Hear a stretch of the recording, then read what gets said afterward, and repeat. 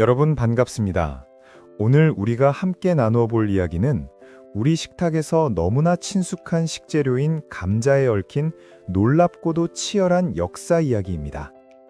사실 감자는 처음부터 환영받는 존재가 아니었습니다. 감자는 약 7,000년 전 안데스 산맥에서 처음 나타나 재배된 식물로 알려져 있습니다.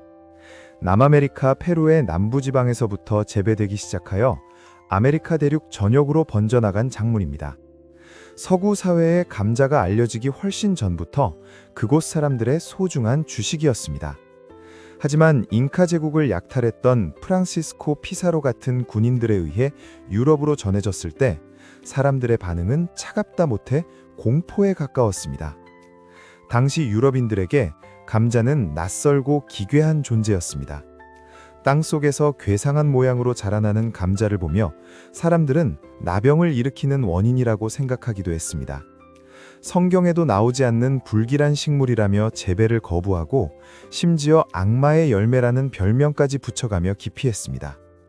사람들은 감자의 눈이 마치 악마의 눈과 닮았다고 생각하며 두려워했습니다. 이러한 편견 때문에 감자는 오랫동안 관상용 꽃식물이나 돼지 사료로만 취급받는 굴욕을 겪어야 했습니다. 하지만 이 보잘것없어 보이던 구황식물은 오랜 세월 흉년이 들었을 때 가난한 이들의 주식이 되어 보릿고개를 견딜 수 있게 해주었습니다. 과거에도 그랬듯 미래에도 인류를 굶주림에서 구해줄 핵심적인 역할을 계속 해나갈 모양입니다. 가난한 이들의 유일한 희망이 되어준 감자가 어떻게 전 세계인의 주식이 되었는지 그 흥미진진한 여정을 본격적으로 살펴보겠습니다.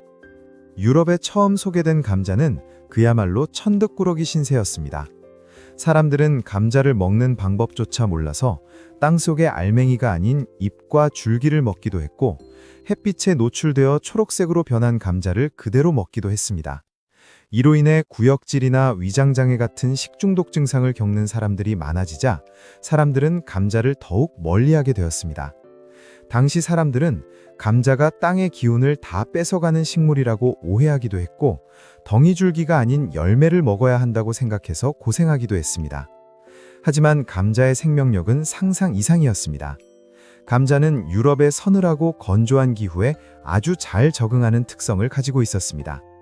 또한 병해충에도 상대적으로 강해서 밀이나 보리가 다 죽어나가는 흉년에도 감자만큼은 수확량이 보장되었습니다. 파종 후 2개월에서 3개월이면 수확이 가능할 정도로 성장 속도가 매우 빨랐던 것도 큰 장점이었습니다.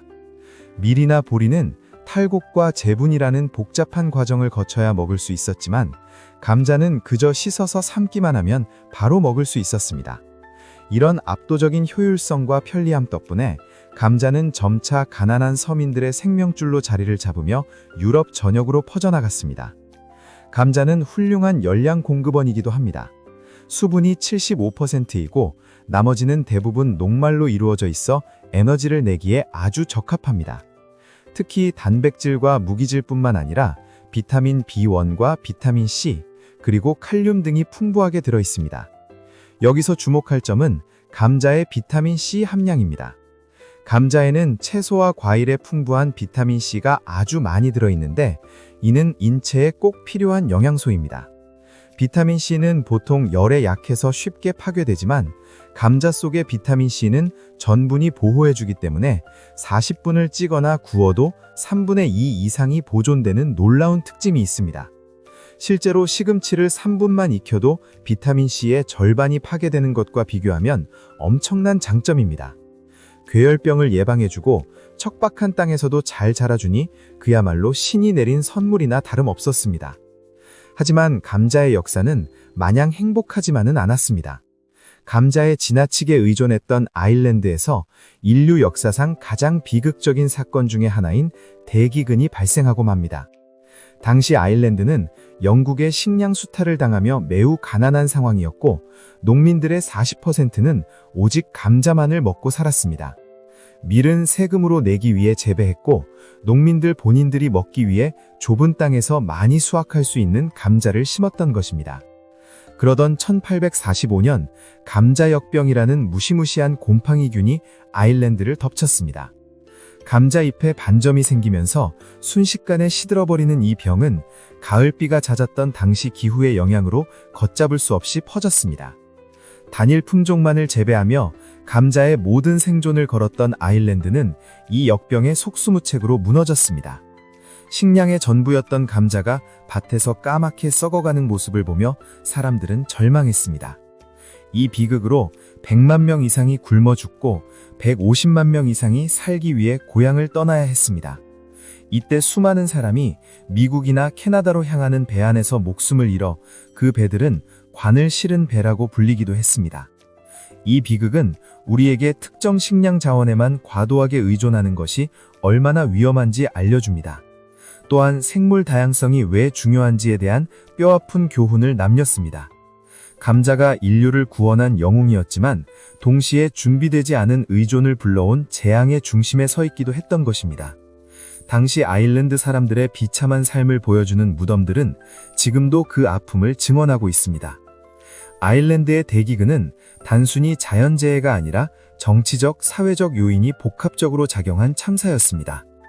영국의 가혹한 통치 아래 아일랜드인들은 자신들이 키운 곡물을 구경만 한 채 굶어 죽어야 했습니다. 감자는 그들이 기댈 수 있었던 최후의 보루였지만 역병 한 번에 그 보루마저 무너져 내린 것입니다. 이 사건 이후 감자의 위험성에 대한 인식도 변하기 시작했습니다. 오늘날 감자는 전 세계적으로 4번째로 많이 소비되는 중요한 식량 작물입니다. 전 세계적으로 연간 3억 톤 이상이 생산되며 수많은 요리의 주인공으로 사랑받고 있습니다. 하지만 우리는 감자를 먹을 때 주의해야 할 점도 명확히 알아야 합니다. 감자의 눈이나 초록색으로 변한 껍질에는 솔라닌이라는 독성 물질이 들어 있습니다. 솔라닌은 감자가 스스로를 보호하기 위해 만드는 알칼로이드 성분으로 스트레스 상황에서 함량이 늘어납니다. 솔라닌은 적은 양으로도 두통이나 구역질을 유발하고 다량 섭취 시에는 중추신경계를 마비시킬 수도 있는 무서운 성분입니다. 따라서 감자를 손질할 때는 초록색 부위와 눈을 완전히 도려내야 하며 만약 속까지 초록색으로 변했다면 절대 먹지 말아야 합니다. 또한 감자는 기름과 만날 때 열량이 지나치게 높아지고 몸에 좋은 비타민C가 파괴된다는 점도 기억해야 합니다. 현대인들이 즐겨 먹는 튀김 형태의 감자 요리는 고칼로리 문제뿐만 아니라 영양학적 불균형을 초래할 수도 있습니다. 감자는 설탕보다 소금과 함께 먹는 것이 좋습니다. 설탕은 감자의 비타민 B1을 소모시키지만 소금은 감자 속 풍부한 칼륨과 나트륨의 균형을 맞춰주기 때문입니다. 그럼에도 불구하고 감자의 변신은 여기서 멈추지 않습니다. 과학자들은 미래의 식량 위기를 해결하기 위해 토마토와 감자를 합친 포메이토 같은 연구를 계속해왔습니다. 비록 이 하이브리드 식물이 상업적으로 큰 성공을 거두지 못했지만 인류의 창의성은 계속해서 감자의 가능성을 넓혀가고 있습니다.